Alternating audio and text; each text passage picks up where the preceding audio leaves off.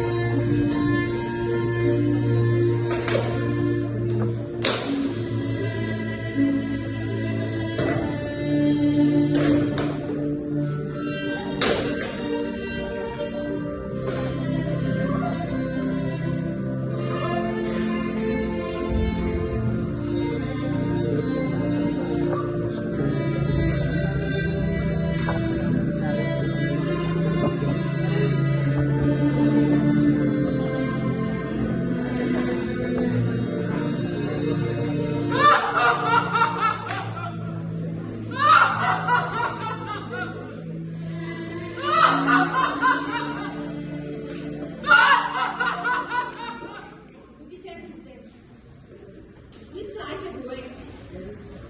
انا افكاري وانا عايشه اكون ازاي. حبيبي حبيبي ساعدني اتكلم، ساعدني اتكلم واتكلم. من عشرات السنين بل من مئات والاف السنين وانا حضر بالكلمه.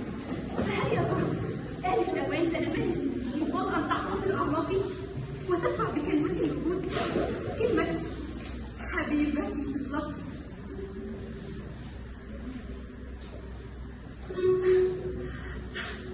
نعم نعم، أسمع صوتك الآن، أسمع صوتك الآن مختلفا عن كل الأصوات المختلطة والمحزونة والتي كل صداقة وتضع بالأجيال والأجيال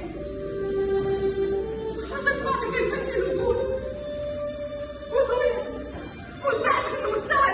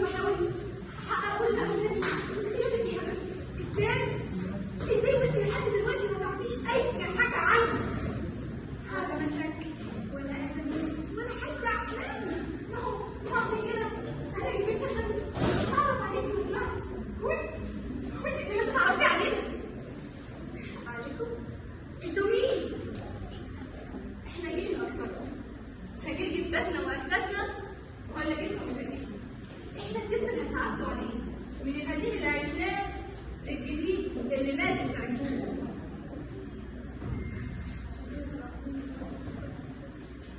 طبعا احنا عشنا سنين طموح وانفجرنا ومش عايزين نكون زيهم. احنا لا يمكن نبقى زيهم. انتوا استسلمتوا للقديم، انما احنا لا يمكن نستسلم. شايفين؟ بنت في عمر الزهور وعمرها لسه اخضر وما تعرفش ليه اللي مستخبينها تاني. انا عارفه حاجه واحده بس، انتوا يا كده غلطانين. الخوف ما عاشش جواكم من زمان، وعشان كده هتفضلوا زي ما انتوا ولحد ما تموتوا. بس كفايه كلام فارغ عايزين تقوليه على لسان بنت صغيره مش فاهمه اللي راح ولا اللي جاي. انا عايزاها تفهم كل حاجه. يبقى قولي لها انا مين وعملت ايه. قولي لها اني ما استسلمتش للقديم زي ما هي فاكره، وانا كنت اكون زي الستات اللي فيها. تابعه للراجل. تابعة ايه مطلعة انت على التابعة ايه؟ هي كل ست متجوزة تبقى تابعة؟ لا طبعا، وانا ست متجوزة وعايشة مع جوزي في منتهى السعادة. واخوكي بقى يا اختي انت وهي محدش ينكش العيش. شايفه؟ دي الست اللي متجوزه. انت راضيه وصابره كل حاجه عشان بس نعيش بسعاده وسلام مع بعض. اما دي بقى فدي مطلقه اللي راح تستسلم وكسر كل القيود. يعني من الاخر دول دي الاخبار عشان تبقى عارفه كل حاجه عننا. يعني افهم كده ان هما دول كل جيل الامر. طبعا مجتمعنا النسائي الكريم مكون من ست صغيره زيك ومطلقه وكمان متجوزه. انا عارفه وانا وانا يا ستي مؤلفه. ايه ناسياني ليه؟ انا ما اقدرش انساكي. ده انت نسيتي ستات كلها. امال ليه ما خرجتيش مع كل الباقيين؟ انا كنت لسه بفكر فيكي.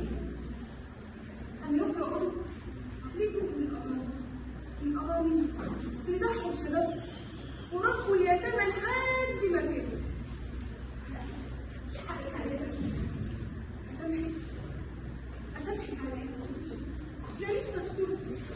كفاية اللي جيت ولقيته كله وحشتوني ونفسي أقعد معاه وأحكي لكم عن وحدته بتاعته.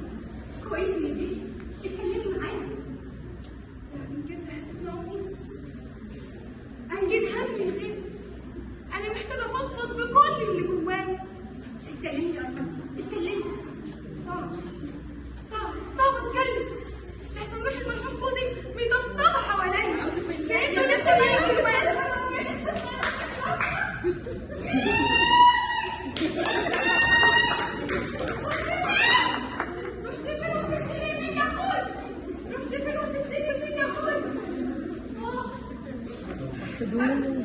يفلحوش.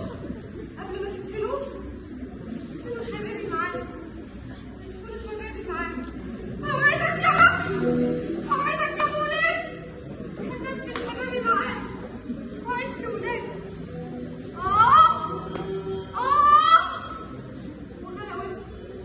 وحلاوتي الحيوانات الحلوه اللي جابتني. ده كله كله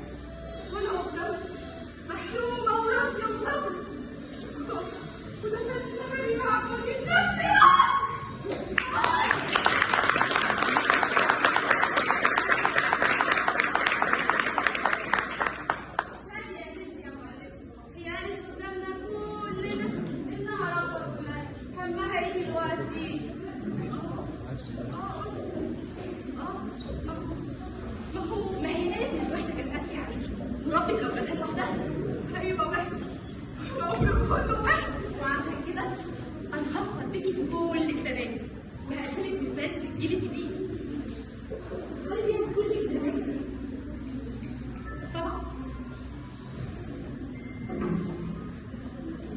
طبعا لازم افرح بيها. انت بتتكلمي عن ايه؟ واحده استحملت ربت وشقيت وكمان فضلت نموذج مشرف لاولادها. ايه الكلام الفارغ ده؟ ايه كلامها وضعي؟ انت اسكتي انت احسن، انا مفروسه منك. ليه؟ عشان انا البنت اللي انت مش قادره تعمليه تسمحي تسكتيها؟ بس على شرط تتكلمي انت. انا؟ فضفضي يا شابه براحتك، فضفضي. مش فضفض ليه؟ هي مش ست متجوزه ولكن عايشه في منتهى السعاده. ليه اكيد؟ كل اللي بيوصفني كده لانهم جبل وما يقدروش ليه؟ انا ما اسمعلكيش تتكلمي عن زملاتي المتجوزات بالشكل ده. على الاقل يا اختي ما تطلعوش وخربوا بيوتهم زيي. لا، انا اللي ما اسمحلكيش تتكلمي عن زميلاتي المطلقات اللي تمسكوا بحريتهم وحضرات المجتمع. انا ما همنيش كلام الناس، قلت بكل شجاعه ضد الرجل السيطره ورفضت الاستسلام والتبعيه. ما عرفتش طعم السعاده غير من يوم ما اتطلقت. قصدك من يوم ما المحروم جوزك ما طلقك؟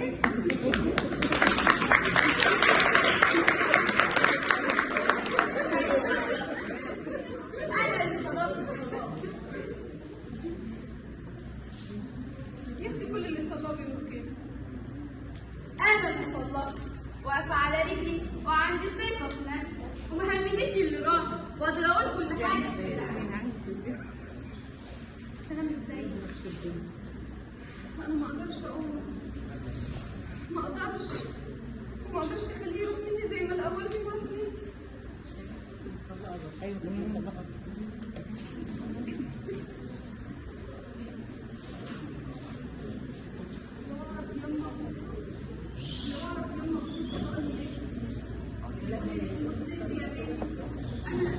انا مش ست بيقول كمان انك جاهله. انا جاهله؟ ده انا كنت قايله من صوابعي العشر الشهر. ده مفيش حاجه كان بيطلبها وانا خدتها منه ليه ما محققهاش. هو مش عايز شغاله يا جماعه، هو عايز ست. امال انا ايه يوم؟ ده انا بنام مهدوده من شغل البيت طول النهار. يبقى عايز ايه؟ عايز اللي كل الرجاله بتعوزه، عايز واحده تدلعه وتمشيكه وتهديه.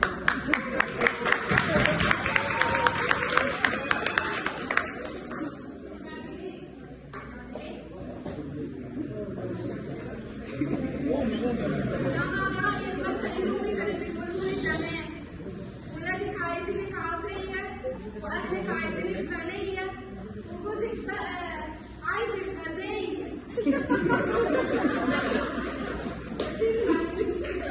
انت علمتيني اكون ست وبس اسمع كلام جوزي واقول له حاضر ما تفضلوش كده. ما عجبتنيش يعني، بس انا ما طلبتيش يوم بس اتجوز عليا. لكن انا جوزي طلقني. ما هو بيدفعني نفقه سنه، لو سبتك انا احب اسيبك في النص محدش يجي يتقدم. وعشان كده ابوك شايل الهم. ابوك شايل الهم على ما جوزك وكبرك ورباك والاخر رجعت لنا تاني. مسكينه يا بنتي، بختك مالي. حتى من اخويا اللي كان بيحبك زمان لسه الحب تقيل عليه. انا نسيته خلاص يلا. بس انا عارفه انه في قلبك من زمان. طب خلينا في اللي احنا فيه دلوقتي. انا خايفه السنه دي تخلص ومحدش يجي يتقدم.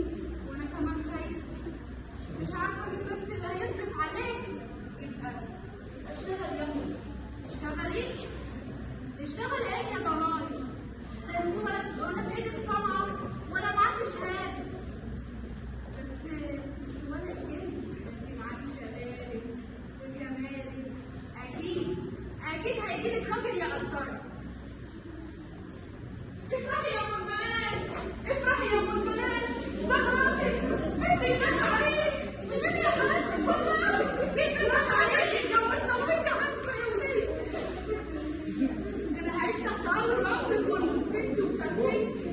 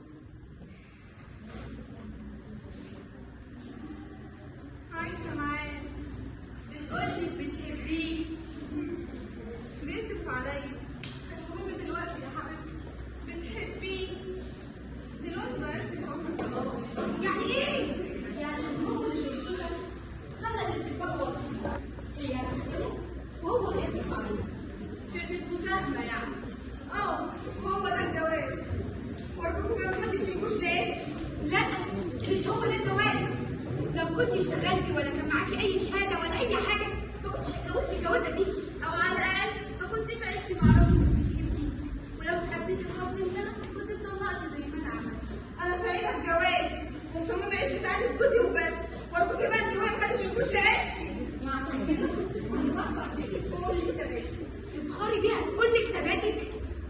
طبعا. ايه اللي انت هتعمله غير انها تعيش في سعاده مع جوزها وبس؟ لا اسمحي لي بقى، انت كده تبقي مؤلفه متخلفه.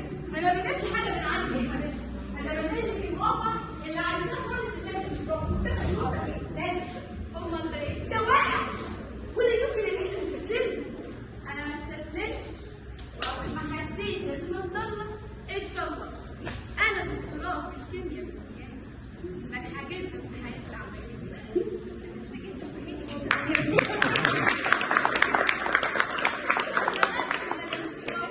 والانطلاق من الحريه، والحريه هي اللي بتبني الانسان. مظبوط.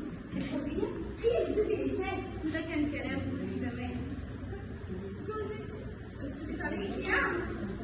يسقط الاستعمار، يسقط الاستعمار. انا صوت انا ولوت السؤال. حبيبي، هو ده جوزي كان فارس ملكوت الفرسان. بس الصحاب لسه عدوا بس.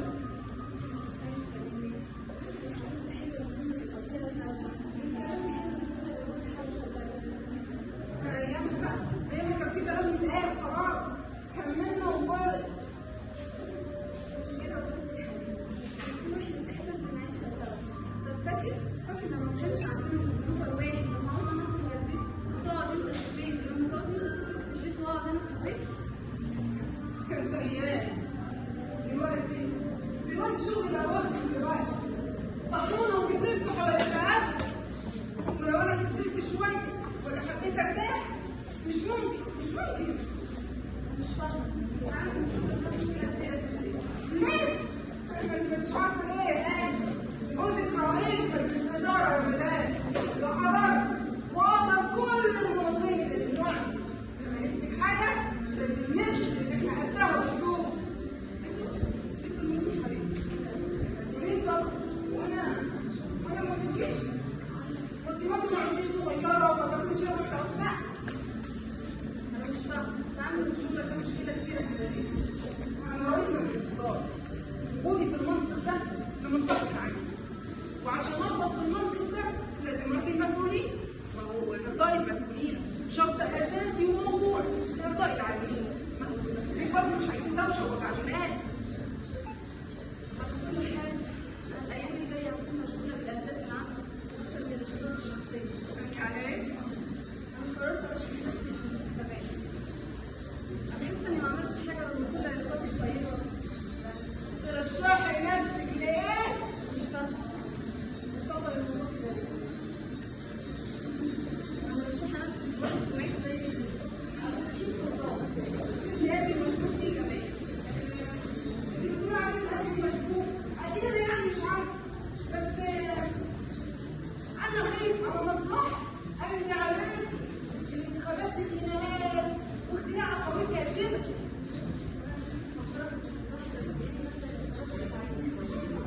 بطلي الميول الاستعراضيه دي.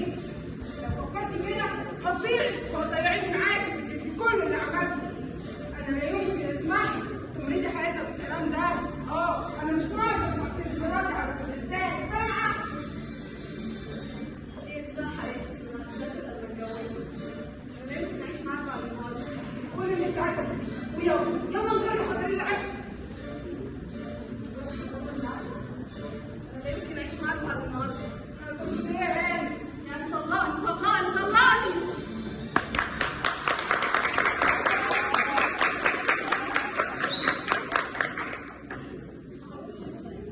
معقول الانسان ممكن يتغير زي ما جوزها اتغير كده؟ هو الانسان مش حاجه واحده يا حبيبتي، وكل انسان معرض للتغيير. يعني إيه؟ عايزة تقولي إنك اتطلقتي عشان تخش الانتخابات والمحروس جوزك مش راضي؟ طبعا صح. ما هي كانت لا يمكن تعيش مع واحد هو وهي مختلفين بالشكل ده. ما هي الحياه الزوجيه اساسها الحب والاحترام المتبادل. ده كان الأساس الأول، ولما الأساس ده اتغير كان لا يمكن أعيش معاك. وعشان كده انا هفقد بيكي كل كتاباتي وهقدمك مثال للجيل الجديد. فعلا؟ هو ده بقى الناس اللي هيخليني اتعلم. انا لا يمكن اقبل اعيش مع انسان تحت سقف بيت واحد غير لو كان الحب والتفاهم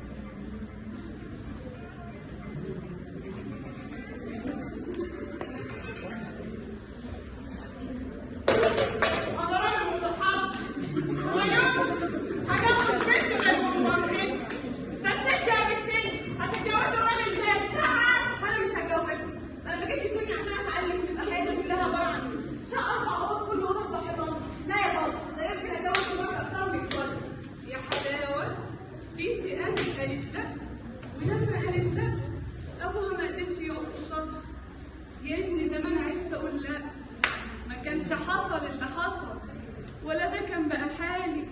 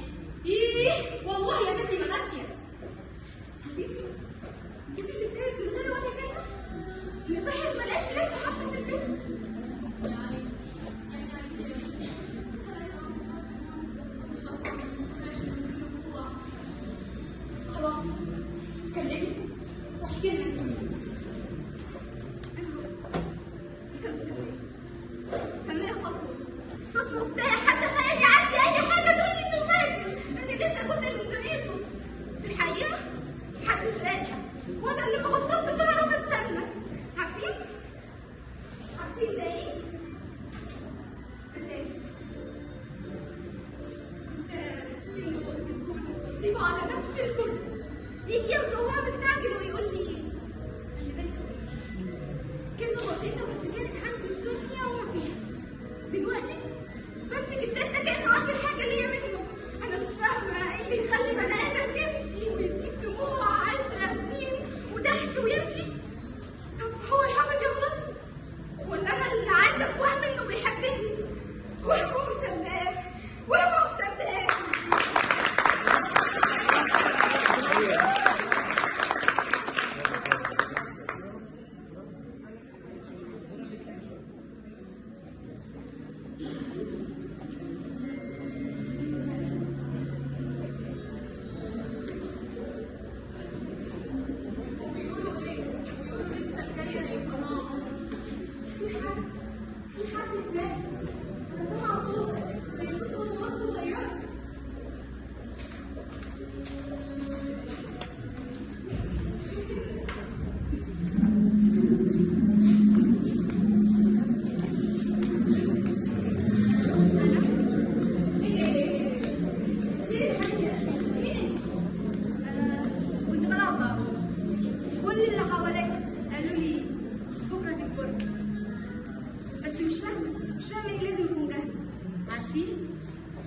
شايفين؟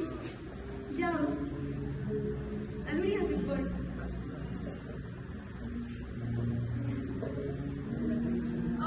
وقالوا لها هتبقي مستورة وتبقي كمان وتلعبي بالعروسة، وهي أصلا لسه بتلعب بعروس وهتبقى عروس. تخيلوا قالوا لها هتبقي مستورة. قالوا لك ازاي دي يا بنتي؟ أبويا قالت لي وأنا صدقت كل اللي حواليا.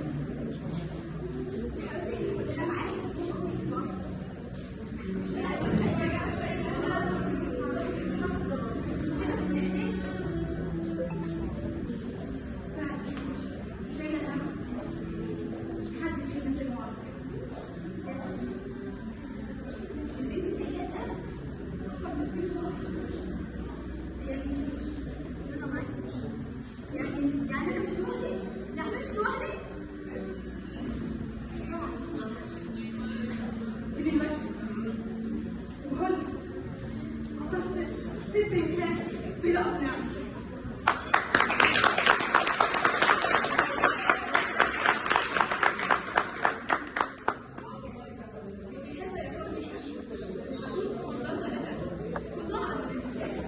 الذين وجدوا العالم بسلبيات وايجابيات، وقد نقلت لك بكل امانه كل التفاصيل. ايه ده؟ ايه ده؟ كذابه! انا كذابه؟ الحقيقه يا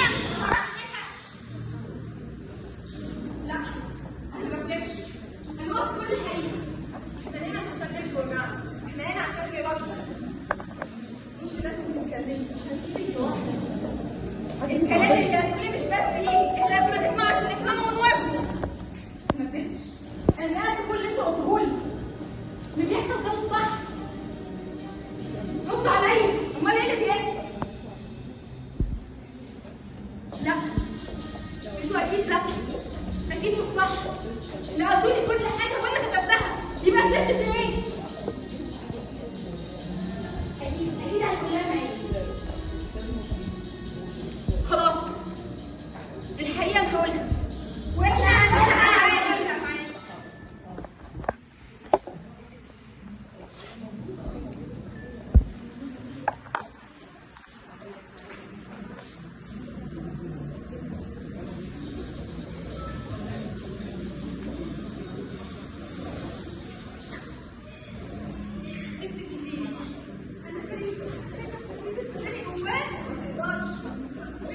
انا مش هسكت. هي قالت تتكلم وانا هسكت. خلاص مفيش خوف تاني.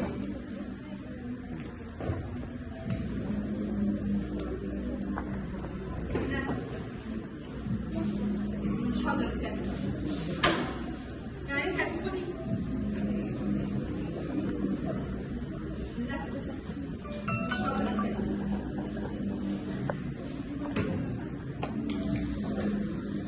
الحكايه مش كده يا جماعه. امال ايه؟ امال ايه؟ امال ايه؟ قعدت تقلبي علينا المواجع ولما الكلام قرب يطلع وسديت السكه. لا الحكايه مش كده. امال ايه؟ قلت لك الحكايه مش كده. لا دي لعبة، انت اللي حددتي اولها واخرها. يا جماعه افهموها، الحكايه مش كده. امال ايه؟ انتوا ناسيني دي مسرحيه وليها قواعد لازم تراعى، واهم قاعده هي قاعده الحدث الدرامي، واللي من غيره مش هيكون في حقيقه هتطلع. وانتوا عارفين النقاد ما بترحمش، وهيقولوا ان الستات ما بتعرفش تكتب مسرح. انا اسفه، انا والله كان نفسي اسمعكم وانتوا كمان تسمعوني، لكن يعني ما انا بيد حيله.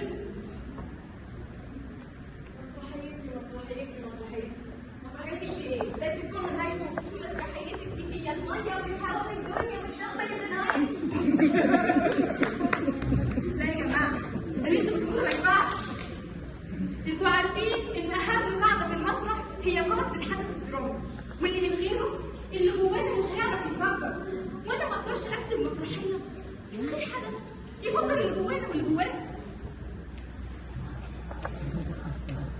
ما يعني لازم ولا بد ان حد يذبح على المسرح عشان الحياه تبان. حصل. ايه اللي حصل؟ اتذبحت قدام الكل. اتذبحتي؟ وانتوا كمان اتذبحتوا معايا، وغير كتير اتذبحوا. ازاي؟ كنت لسه صغيره، الدنيا مليانه عدد، كل حاجه بتطلع قدامي. لقيتها بالظبط، كل اللي بلاقيها قفلت وشي، مش بالاكل، لا بالكلام.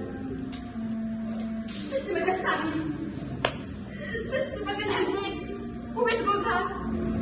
لكن انا ما استسلمتش وعلمت نفسي بنفسي، ورحت وسرقت جوزها من اخويا، وقعدت اذاكر واسال وافهم كل كلمه بقولها، عشان لما يجي اليوم اللي يجي لي بالقدره والوقت اللي اعرف اعبر فيه عن حقيقتي، اقدر اعبر بيه واخلي الحقيقه كلها تبان،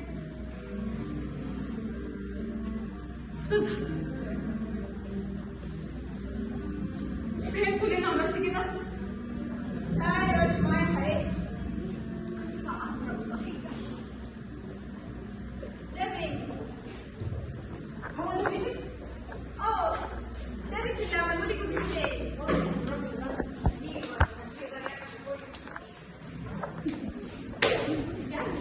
جنة يا اخواتي، جنة. اوعدنا يا رب. هي جنة بس لا اصول وكل الناس بتحسدني عليه. انا ما بحسدش. انا بقول يا رب وعدنا وبس.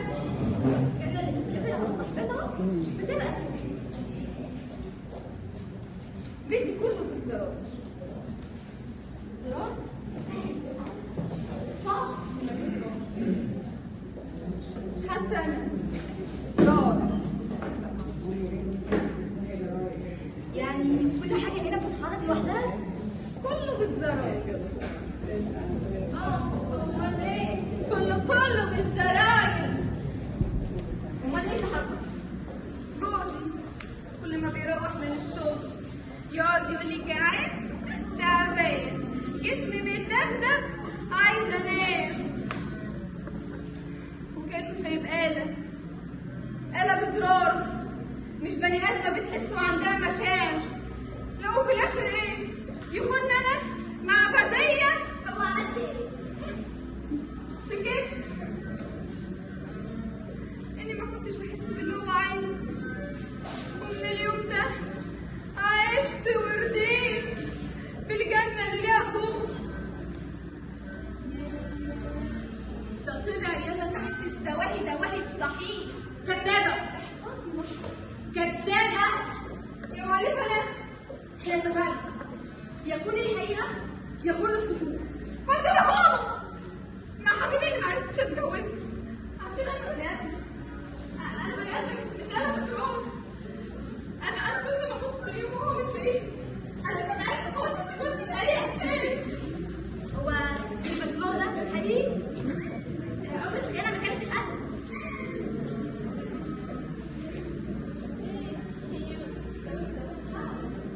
وانت مش ناوية تخلعي اقتناع؟ ولا مليان. أرملة احنا اتفقنا يكون الحقيقة يكون السكوت.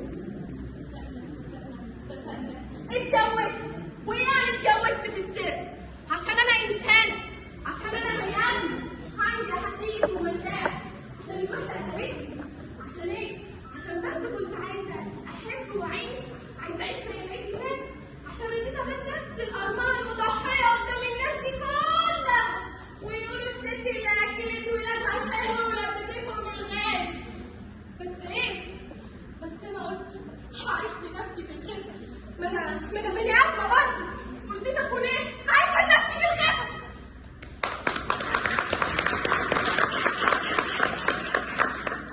حلوه قوي التضحيه دي، ما بقتش تضحيه بقت تضحيه مزيفه.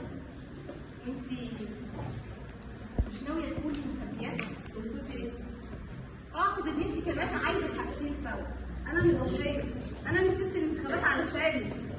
وبعدين بقى احنا قلنا يكون الحقيقة يكون السكوت. انا خفت اخسر المنصب. انا كنت عايزه كل حاجه، المنصب والزوج والشكل الحلو. يكون الحقيقة يكون السكوت.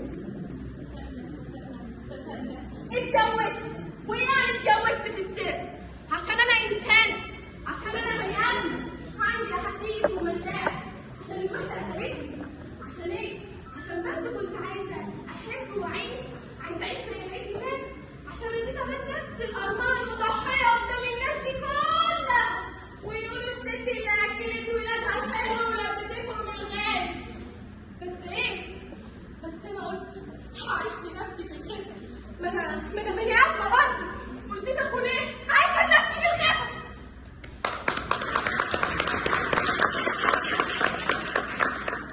حلوه قوي التضحيه دي، ما بقتش تضحيه بقت تضحيه مزيفه. انتي مش ناوية تقولي مخبيات وصوتي ايه؟ اعتقد ان انتي كمان عايزة الحاجتين سوا. انا اللي ضحيه، انا اللي سبت الانتخابات علشاني. وبعدين بقى احنا قلنا يكون الحقيقة يكون السكوت. انا خفت اخسر المنصب. انا كنت عايزه كل حاجه، المنصب والزوج والشكل الحلو. يا سلام، الحاجة دي ولا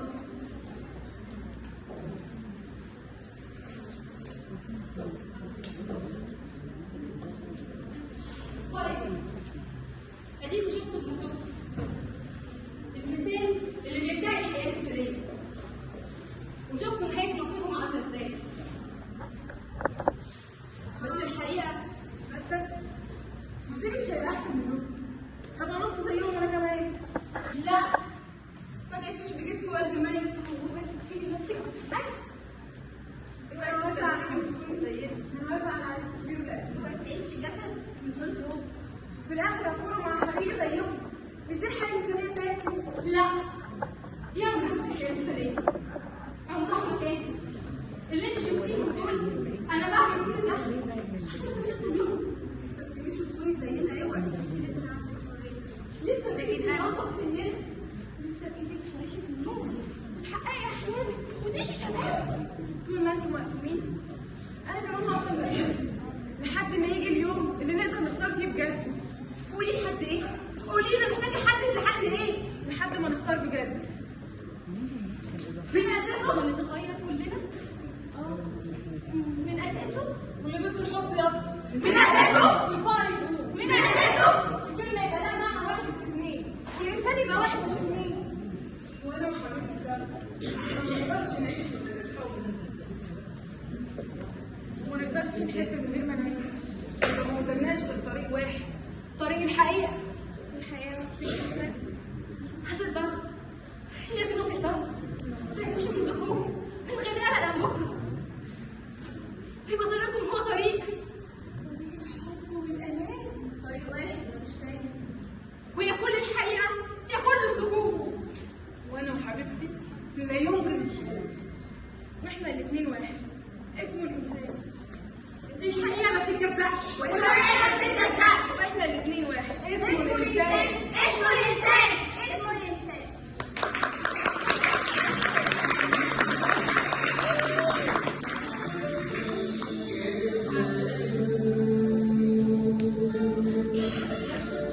الانسان